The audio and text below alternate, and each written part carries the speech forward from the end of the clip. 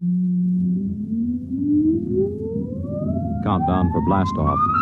X minus 5, 4, 3, 2, X minus 1, fire.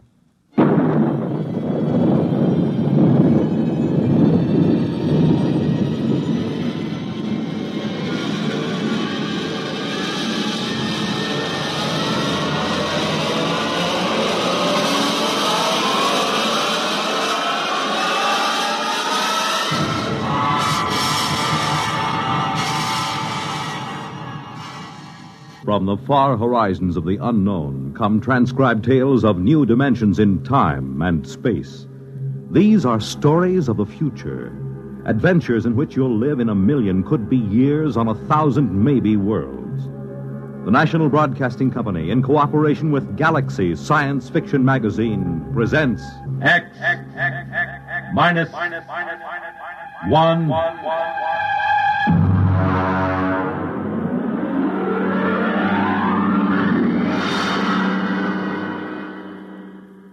Tonight, The Last Martian by Frederick Brown.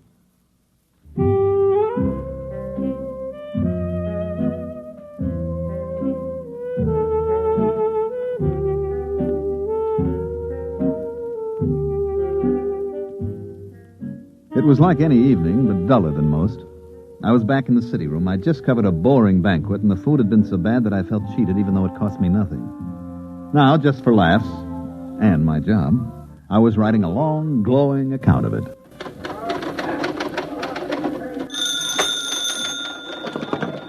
City desk, Corrigan. Yeah? You what? Mm-hmm. Yeah, sure, why not? Okay, Bonnie. Yeah. Bill. Yeah? You finished typing that banquet story yet? Finish it, huh? 30. Okay. You know Bonnie Welch, don't you? Barney's bar? Of course I know him. I know you know him. It's just a rhetorical question. What about him? He just phoned. So? He's got a guy down there. Who? Claims to be from Mars. What, is he drunk or raving or both? Bonnie doesn't know, but he said there might be a gag story if you want to come over and talk to the guy. Drinks on the expense account? Yeah. You got a deal.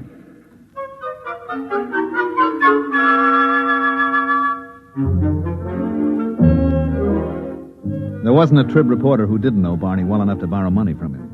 I made for the bar like a St. Bernard makes for a fallen traveler and ordered a quick one with water on the side. Keep the bottle handy, Barney. Which one is the Martian? You see the tall, dismal-looking guy sitting alone there in the booth? Over there? That's him. What's his story? Well, he says he just got in from Mars 2 hours ago, and he's trying to figure it out. He claims he's the last living Martian. Mm-hmm. Does he know I'm a reporter? But he'd talk to anybody who'll listen to him. What's his name? He says it's Yangan Dao. I'll talk to him. Now, listen, Bill. Yeah? Don't get him violent or anything, huh? I don't want no trouble in my place. Oh, now don't worry, Barney. Look, dish up 2 beers for us, and I'll take him over with me.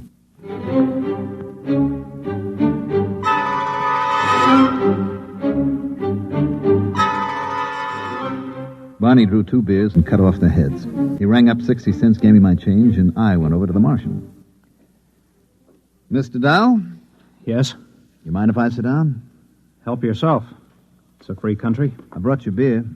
Barney, the bartender, told me something about your problem. Oh?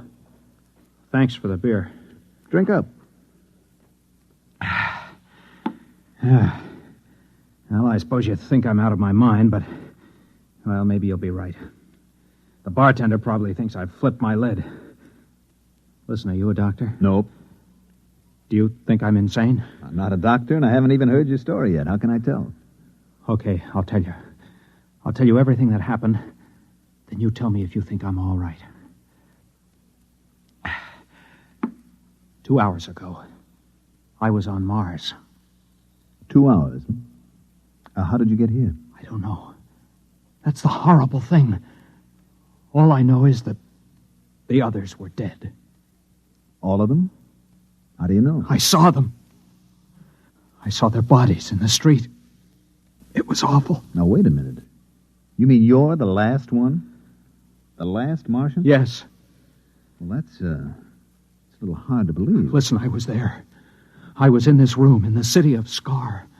I don't know why I was there, but I was. I was locked in. Then I got hungry, and there was nobody to bring me food. So I worked a stone out of the floor and started digging. It took 3 days. When I got out and reached the street, everyone was dead, lying in the open. What did you do? I took a Targan, an energy plane, and flew it to Xandar. Xandar is the biggest city, the capital. Every place, it was the same. Hundreds of thousands of bodies lying in the fields, the streets, as if everyone had died at the exact same instant. At Xandar, in the stadium. I'm listening.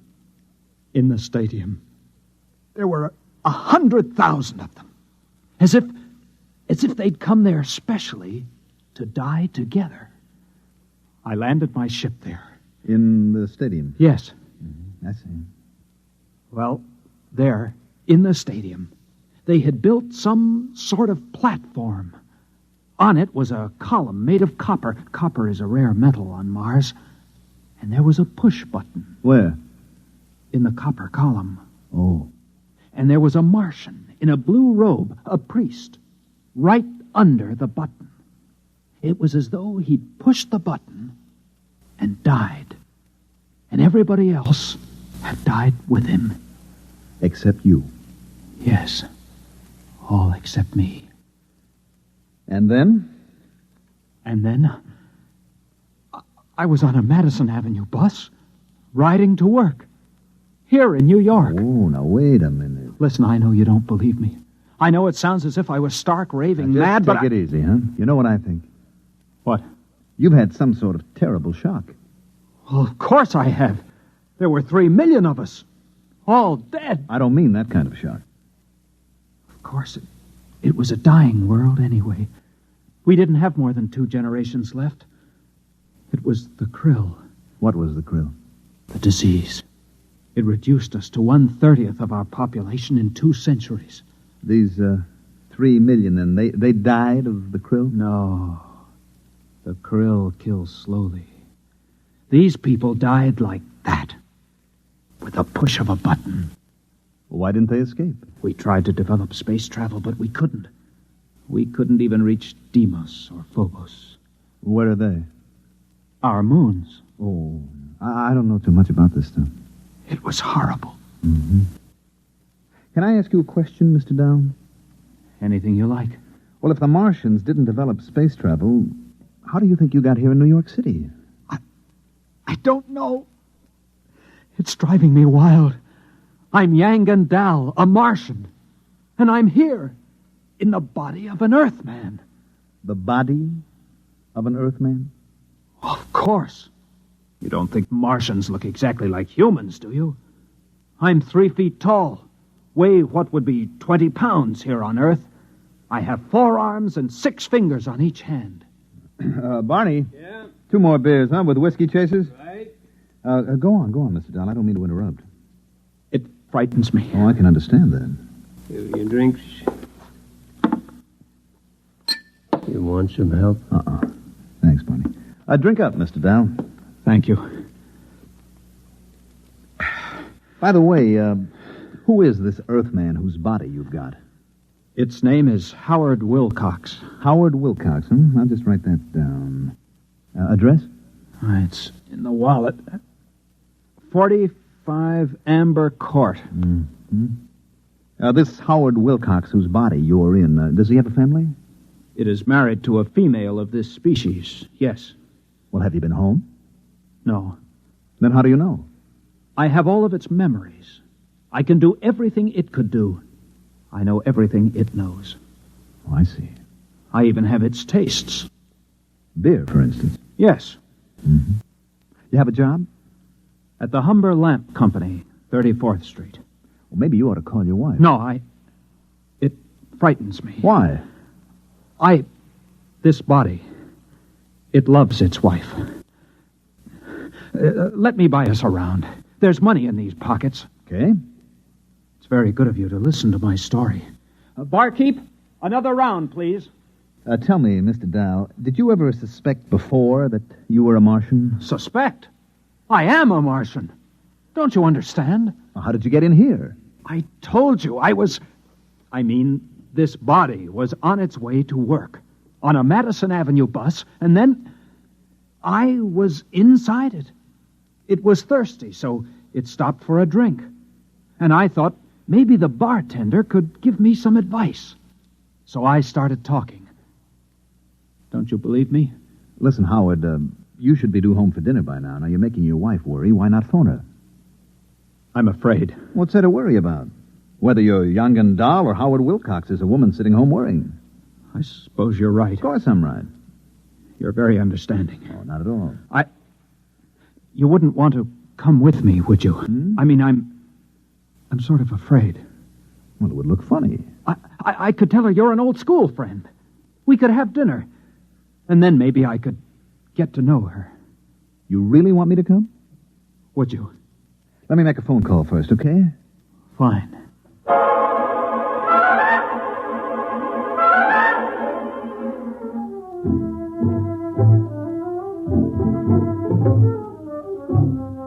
I rang up the Tribune and got Cargan at the city desk.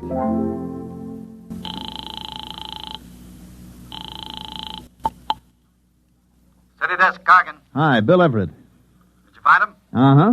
Well, There's something strange about this guy. you think he's insane? I don't know. What do you mean you don't know? Is he or isn't he? Well, he's got the whole story so perfectly organized, he might even convince somebody it's true. He remembers every detail. What do you figure you're going to do? Well, I'm going home with him. I'm going to meet his wife and observe them. How many drinks have you had? Oh, I'm sober. Don't worry. Me worry?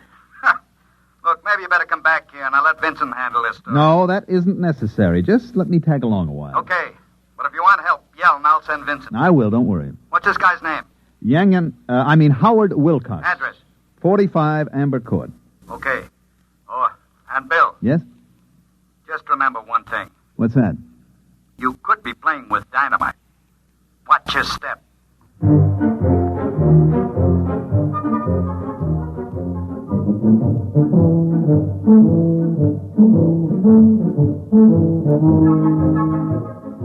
Number 45 Amber Court was an apartment down in the village. We were met at the door by a pretty woman in dungarees with her black hair and a ponytail with a red ribbon.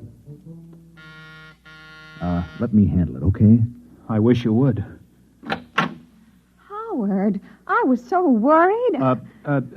This is Bill Everett. I'm an old boyhood chum of your husband, Mrs. Wilcox. We met, and I asked Howard to have a few drinks, and I'm afraid it's all my fault. Bill is having dinner with us. If it isn't too much trouble. Well, no, of course not. Well, that's very generous of you. Well, if you'll excuse me, I'd better start dinner. Howard, Yes? are you all right? Why, yes. Fine. You didn't kiss me. Oh, well. That's better. That's the first time in 11 years Howard hasn't kissed me when he came home. Well, we stopped and had a few drinks. It was all my fault, really. Look, just make yourself comfortable. I won't be long. Do you think she suspects? Of course not. I'll have to tell her. You want to wind up in an institution? No, but I can't keep up this pretense. Just set your mind to it. Now, after a while, it'll become natural. You'll forget that you ever were a Martian. You do believe me, then, about being a Martian? Of course. Oh, that's good to know. Now, look, whatever you do, don't tell your wife. It would ruin her life. I'll try not to tell her. Try very hard. Now, don't tell anybody. You and the bartender know, of course. Oh, we'll keep it quiet. Don't worry. Good. Do you think you can carry it off? I'll try. Good boy. Now, tell you what. If you get into any kind of trouble, if you just have to talk to somebody about it, give me a call, Here, at this number. Now, if I'm not in, you leave a message with my boss. His name is Cargan. Cargan. You promise? I promise. Fine. You're very kind. This body... I've never met anybody so kind here on Earth. Forget it. Well, what have you two been discussing so secretly? Just business. Oh, I'm sorry about being late, dear. Well, you might have phoned. After all, you were only a few blocks from the house. It isn't as if you were on Mars or someplace.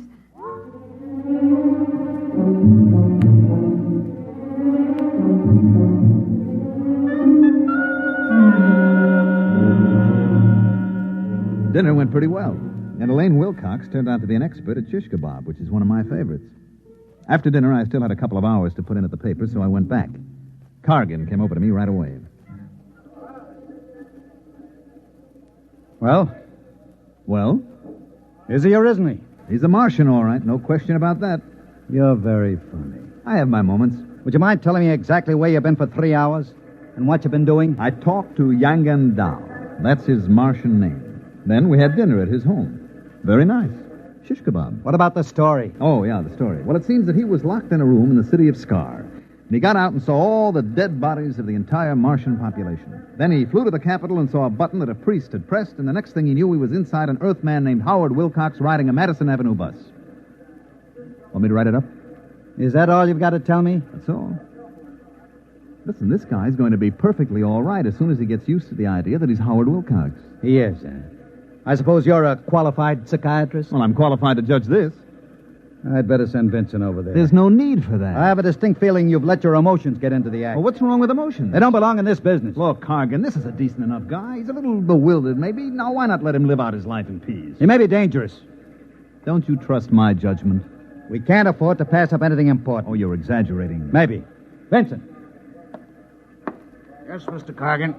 I want you to do a follow-up on a story that Bill has started. A man named Howard Wilcox who thinks he's a Martian. Oh? Bill has the address. Now, if anything happens to this guy, there are liable to be questions and accusations. Vincent can handle that end of it. You want the full treatment on this story, Mr. Cargan?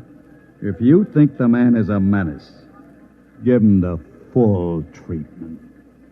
Okay, Mr. Cargan.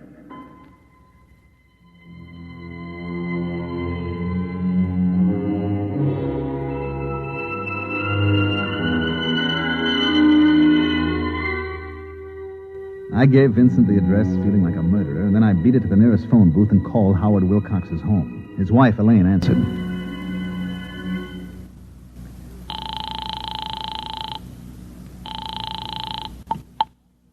Yes? Well, Mrs. Wilcox, this is Bill Everett again. Oh, did you forget something? No, I have something to tell you, and it may sound a little weird, but bear with me. Oh, what is it? A man from my newspaper is coming over. His name is Vincent. Now, he's a big, ugly man with a scar on his lip. He's coming over here? He's on his way now. Well, what for? Well, that's the part you aren't going to believe, Mrs. Wilcox. Well, try me and see. He's going to murder your husband. I'm afraid I didn't hear you. I said he's coming over to murder your husband. You and Howard did do quite a bit of drinking. I'm trying to do you a favor. Now listen to me. I'm listening. Send him away. Tell him Howard had to leave town. Do you hear me? I hear you, but really... Please, Mrs. Wilcox, if your husband means anything to you. Well, of course he does, but why not call the police? They'll laugh at you. I'm coming right over. I'll explain when I get there. And remember, your husband's life depends on this.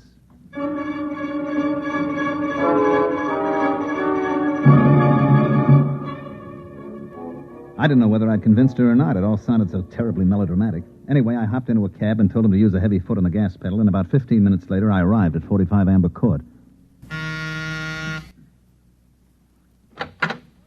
Oh, it's you. Was Vincent here? There was a man here from the Tribune, yes. Did you do as I told you? Well, I got Howard out of the house. I sent him out for some mozzarella cheese and gave him a couple of places that don't carry it. What'd Vincent say? I told him Howard wouldn't be back in town till tomorrow.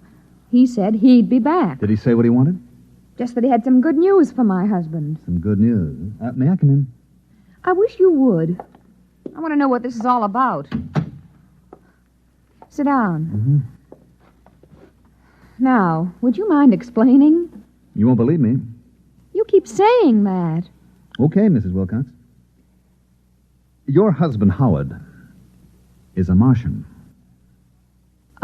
A Martian? That's right. I see. And when did you discover this about my husband? This morning. Would you mind telling me just when he arrived? From Mars, that is. This morning. You don't say. Told you wouldn't believe me. Oh, I haven't said that yet. You're sure Howard is a Martian? Yep. He claims to be the last Martian. Look, see if I can make it clear. There was a plague sweeping Mars. Now, they devised a means of transporting their intellects through space to Earth. Their dead bodies remained behind. Now, Howard, your husband, was confined in an institution, so he didn't get to go with the other Martian souls. He dug his way out and went to the capital city where the energy machine was located. Mm-hmm. I guess there was enough left to send his intelligence down here, where it landed in the body of one Howard Wilcox. How did you find this out? He told me. Mr. Everett, if you don't mind, I'm rather tired. First you tell me someone's going to murder Howard, then you tell me he's the man from Mars. I'd like to get some rest, if you don't mind. I'm trying to convince you your husband is in danger. If Howard is a Martian, just why does your Mr. Vincent want to kill him? Because Mr. Vincent is a Martian, too. Uh-huh. I suppose the editor of the Tribune is also a Martian? No, not the editor, just the editor of the city desk. And you, Mr. Everett, are you a Martian, too? Matter of fact, yes. Good night. Just won't see it, will you? Good night, Mr. Everett. Okay, I tried my best. Martians, indeed.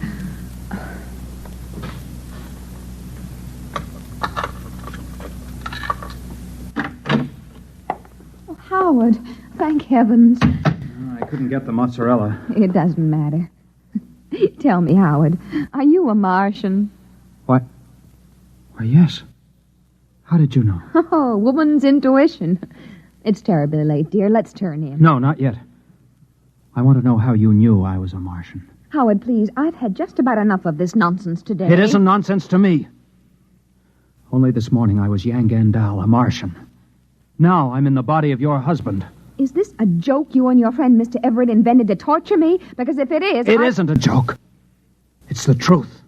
Howard, I just can't stand much more of this. I'm beginning to wonder if it's me. Who could that be at this hour? I'll answer it. Yes? You are Mr. Howard Wilcox? Yes? My name's Vincent. I'm a reporter from the Trib. Yes? May I come in? Yes. Well, who is... Oh, Mr. Vincent. I see your husband has unexpectedly returned from out of town, Mrs. Wilcox. Now, look here. Would you mind telling me why you lied to me? Yes, I would. Does it have anything to do with the fact that you know your husband's secret? What secret? That he is young and dull. A Martian. I don't know what you're talking about. I think you do. Why is there such concern? I am Yang Gandal. I am a Martian. The last Martian, as far as I know. That is where you're wrong, Mr. Wilcox. Wrong. You see, there are many of us. Many? Like me? Hundreds of thousands. We were teleported to Earth during the Great Migration and found ourselves, like you, inside human beings. But then I'm not alone. You do understand my position. Perfectly. I can establish contact. We can remember our old home. Unfortunately, no. I don't understand. Sadly enough, young and dull, you were considered mentally ill on Mars. Ill enough so that you were institutionalized. But here on Earth, a person like you represents a distinct threat to us. how do I threaten you? You're unstable. You may give us away. That would spoil it. Spoil what? Our plan. Plan? You have not heard of the plan? I heard of no plan. I was in an institution. Yes. You are certain now? Of course. What plan? If you knew, I would have been forced to destroy you. You've just saved your own life, young and dull, and that of Howard Wilcox as well. What are you going to do? Nothing. Nothing at all.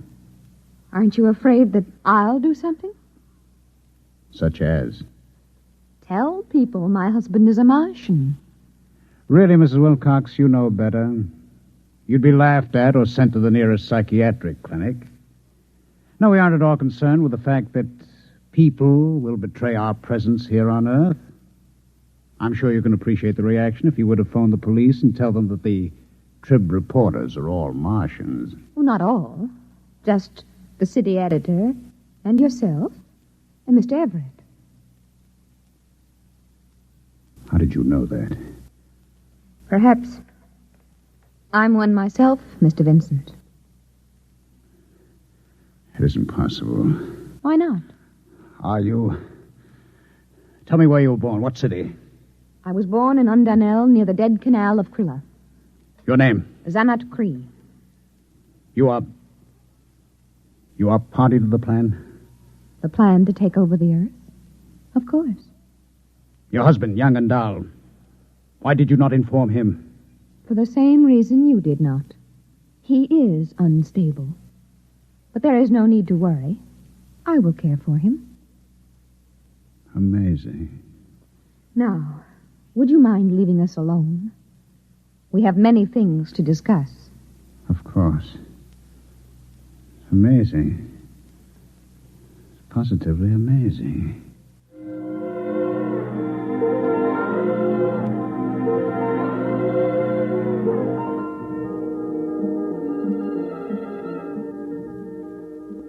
I was standing in Barney's bar having a double scotch on the rocks when Vincent came in looking like a man who spent the last 3 hours in a KitchenAid mixer with the dial on Fluffy. He came over and ordered without so much as a look at me. Here it is, Mr. Vincent. Thanks. You okay? Sure. By the way, did you fellas take care of that crackpot who was in here this afternoon, the one who thought he was a Martian? Sure. Just a drunk, huh? Yeah, that's right. Wouldn't you say so, Bill? Oh, definitely. Well, here's to you, Barney. Sometimes you can't tell the Martians from the Earthmen. You know? It's getting to be that way, Mr. Vincent. Right, Bill? That's right, Barney. Integration. That's what it is.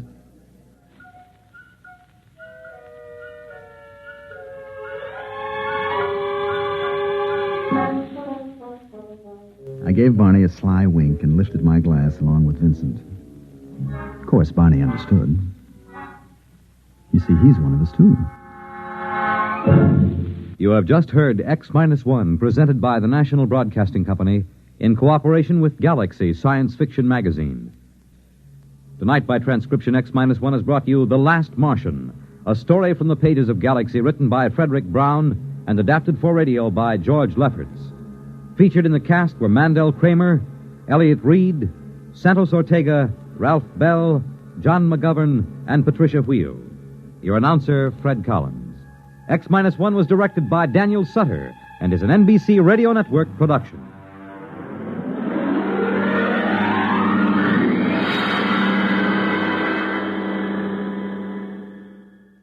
X-1